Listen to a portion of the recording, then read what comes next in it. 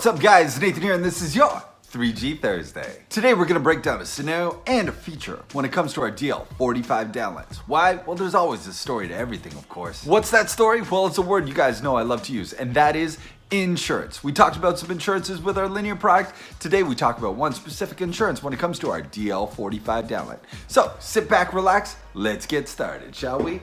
Once upon a time, There was a job site that originally specified trimless DL45 downlights, a beautiful drywall application that was fit to have our DL45s perfectly mudded into the space. Now provisions were made and things changed on the job site, something that never happens as we know. But, of course, they reached out to the agent and said, what do we do? Our ceilings have changed. Now we need trimmed fixtures. And the call came through to 3G. Hey, how are you? Great to hear from you.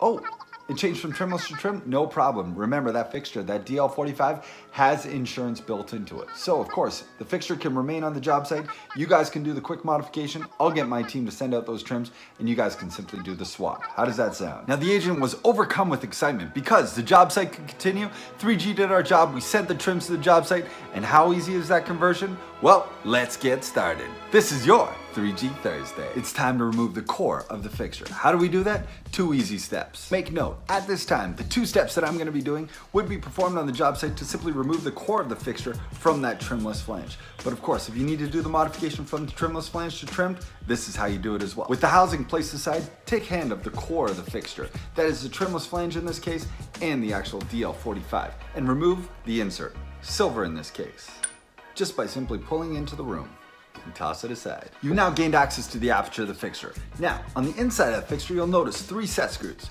Taking a 1/16 Allen key, simply loosen them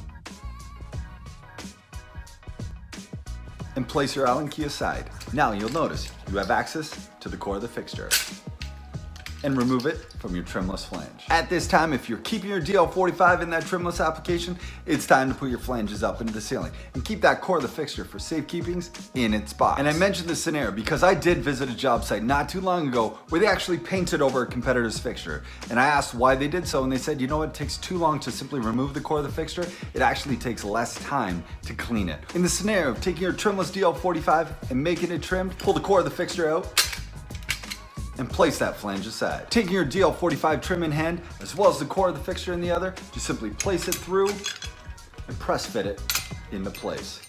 Now it's time to gain access to those screws with your 1/16 Allen key, lock them in place, and you're ready to put it in the ceiling. Finish it by adding your insert, and you're good to go. So there you have it, the changing of the trimless flange to the white trim. Fairy tale shouldn't be long, and neither should an insurance modification to your DL45 downlight. And that's your 3G Thursday. We'll see you next week.